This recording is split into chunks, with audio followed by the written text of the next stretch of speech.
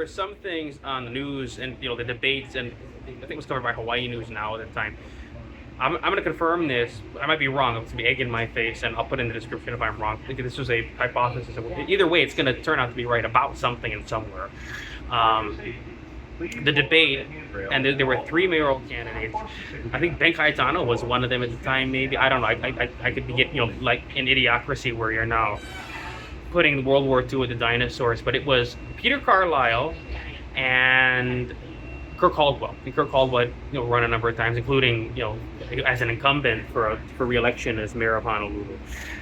And they love this language where they incorporate like a Hawaiian word, our kūpuna, our kūpuna this, our kūpuna, our keiki this, our keiki that, and but so the thing with Kirk Caldwell is that he had a wife named Donna Tanoue, a very beautiful daughter, got to marry the white man, with the lumberjack, got her dream of escaping the race, but so he had a wife that was named Donna Tanoue, and she was Federal Reserve, so she was affiliated with Bank of Hawaii, and she was really Federal Reserve, what that is, Fort Knox, that's all-seeing eye, cover that eye, and that's pyramid, that's Federal Reserve. So she knew all things, 30-year, Fannie Mae, Freddie Mac. She understood finance at an institutional level, of that level, to where the manipulation of people to have local identities in different places, and blinders put on people's fields of view with certain IQ scores and aptitude levels, and also aptitude levels and IQ scores limited for economic reality, so that people are kept in certain areas that are kept under the necessity of local culture and keeping people rooted in an area, some places more than others, for what might be eugenic procreation reasons, but what is definitely it helps the bank when people love a place enough to sign up for $1 million mortgage and keep refinancing on a home with 4 bedrooms, because hopefully, even though that has come and gone in a place like, the Oʻahu single-family home market, for instance, do you want the prices to go higher? Just ride the appreciation wave, but it's going to be $1 million to $1.2 million, just because that's the way you think about it. On the other side of it, there's always another side of it. We don't want it to be 1.5 million. We don't want it to be 1.6 million, because then we're priced out of paradise anyway. So you can ride the appreciation wave, but that's how much you're going to get from it. And that's the problem when you're thinking about equity investment. It's not investment, like Robert Kiyosaki said. So but you can say that, but I think about the world like family. I think about the world like we can care for our kūpuna in the home. We can do all these remodels, and we can get a American Savings Bank loan, and Billy Piper there, home equity line of credit. We're not going to use it to put down a down payment on a strip mall somewhere in rural Arizona or in Alabama. We're not going to, that's a place where you can definitely get, or in Michigan, we're going to do an apartment building in Detroit. We're not going to use it to put down a down payment on a commercial mortgage. We're going to use it to retrofit the home to take care of our kūpuna, and pay a little bit into our grandkids' college or whatever. It's family. It's about the ʻohana ADU program, ʻohana permit, and then it was the ADU. But so she understood all this stuff. So Kirk Caldwell had let a lot of things rip because of his really, really worse than Obama rhetoric, and he would always say. And one of the things he said was, I don't think it was Peter Carlisle that said that. I like Peter Carlisle, by the way. He was a prosecutor, and why would we did actually like Peter Carlisle but why did I like Peter Carlisle? Why did I like a prosecutor? I've got all these problems with law and order, but it was just an interesting thing, because he had that Hitler mustache. But because he had an ad, Peter Carlisle had an ad that went on TV. It was the first ad to utilize from Pond 5, which is where they got all the footage for Tim Pawlenty's Courage to Stand. It's that era. So this advertising I study, and it's still an aesthetic I use. You'll see in the videos that I put up when I do a production, and now I have to use DaVinci Resolve. It's free. But when I was on Adobe Premiere and Adobe After Effects, I taught myself that by doing Pirate Bay in middle school. And we're gonna, I made propaganda videos about myself that were like better than anything local politicians were doing when I was in elementary, pretty much middle school or high school. I was self-taught on all these applications. So the key point here is so the reason why I like Peter Carlisle is because he had this ad. He used footage of Honolulu Airport taken from a drone. This was the early days of drone, and also taken at ground level from a gate where it was fast time. They sped up time. What's it called? Time lapse, but they speed up time. And the plane is taxiing into the gate, and the skyline is in the background of Honolulu Airport.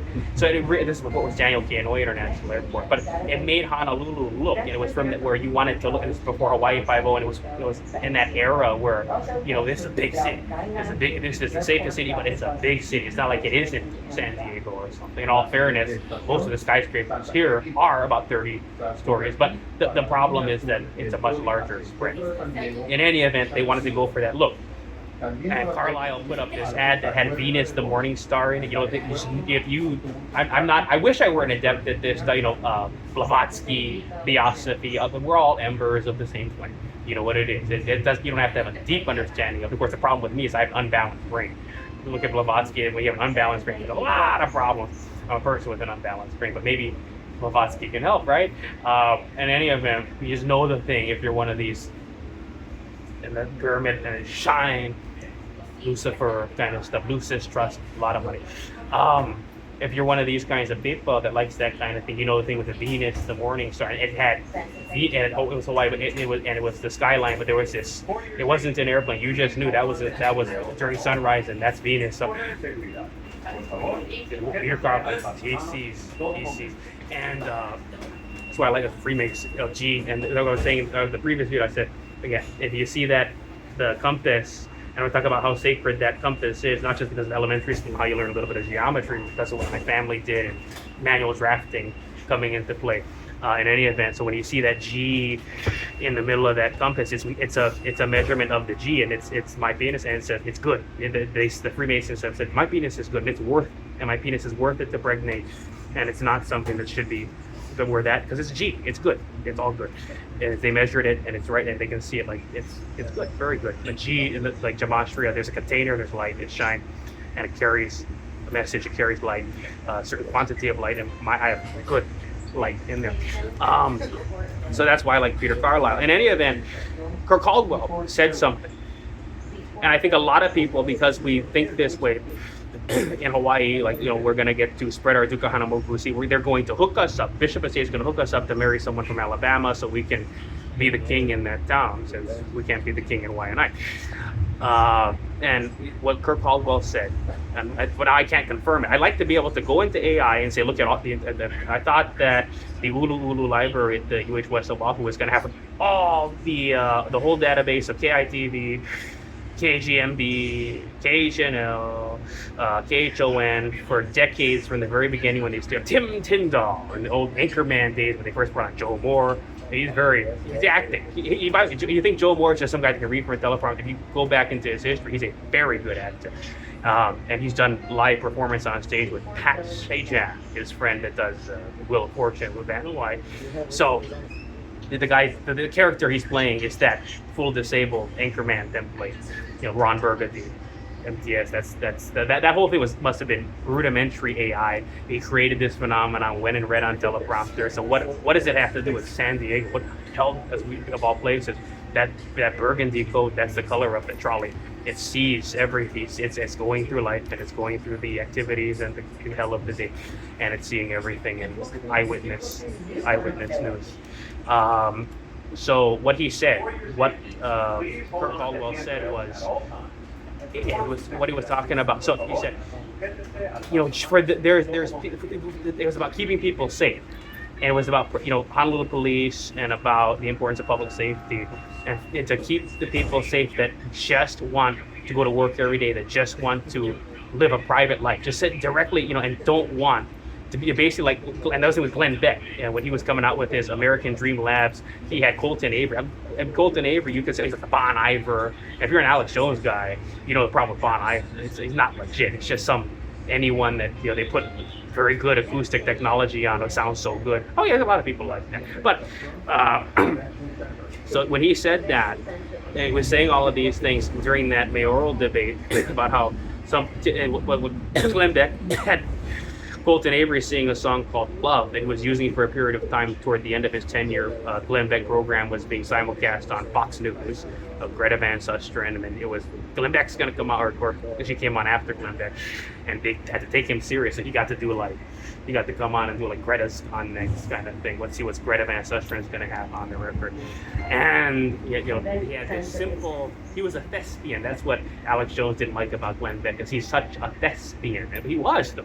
And he knew what to do with the props. And he had this simple wooden desk and chalkboard, everything he did. And he had Colton Avery create a intro for his radio program, Glenn Beck program. The song was called Love, and on the lyrics it was, we all want to be kept far from the hurt. And it showed, speaking of the Pond 5 stock footage, this stuff of history and, the collective evolution necessary to get to a point in progress that can be very painful, and eugenics and races fighting each other and segregation and getting to a point, and war, Vietnam, it showed all that stuff. And so we all want to be kept far from the hurt, and that's what choosing great leaders and being part of the civic discussion is about. So it's not like it's only Kirk Caldwell was exposing things like this and putting it up. But when Kirk Caldwell said that, that's why I want to be able to ask AI, what exactly did Kirk Caldwell say? But I can't get the transcripts of all of the newscasts and all of the debates that were covered, for the mayoral and gubernatorial in Hawaii. It should be. I think that's something we should be able to go back and say, that politician said that 10 years ago. And even if it's something that, this is about history, this is the first draft of history. This is necessary for studying history and getting history right. That's the point of the first draft of history, is historians can go back and look at it, and we now have the technology. But because we have the technology, corporate media is like, okay, we have to put all this behind massive paywall where you got to pay $800 for them to research 10 minutes of footage and give it to you in the highest quality that they have it available on. And now this storehouse in Chicago has everybody's, and that's why they've done it that way. It's scary. It's scary to the elites that maybe we don't want, because what it's going to expose. Well, but let's just put it this way: they have a right to be exposed. It's going to expose a lot of bias, a lot of, and precisely people can look at things across the country and what was prominent in news judgment at a given time. Yeah, for the journalism studies perspective, someone that's studying journalism, what was when they moved towards sensationalism. We don't like sensationalism. That's why people, like the trash talk sensationalism in journalism. Like, you have to trash talk sensationalism for legal reasons or something. No, you don't. It's what makes money. That's your job, is to make money. But they trash talk sensationalism because they know they're in an industry where it has been governed by sensationalism for a long, long time. Like, a lady shot herself in the head when they were trying to move it in that direction. She had this program in Florida, and she just brought on business leaders and so I'll put the link to her name and all of that. And she shot herself on the head right live TV, because they just want to go for people that are leads and leads. And I want to talk about things where everybody can get in the game and make money, and these are things that matter to the community. But we want to see the car accident. We want to see the people, bodies being brought, cremated bodies taken care of by nature, being brought out of the house that burned down, kind of stuff in real time, live. We just saw something that we didn't want to see, so we're going to get off of that really quickly. You're welcome to show it to you. Yeah, okay, I'm going to go back. And then they killed the guy in the car. They had the police chase. So when Kirk Caldwell said those words, it made people think, because it was during the Obama era, it was during the Obama era, and people were Occupy Wall Street. It wasn't just about to come out in the second term, right? It made people think, well, what if I don't want to be a private citizen? What if I want to be the public figure? Why wouldn't I want to be the public figure? Why do I want to be kept far from the hurt? I don't want to be one of these people under the protections and under the law.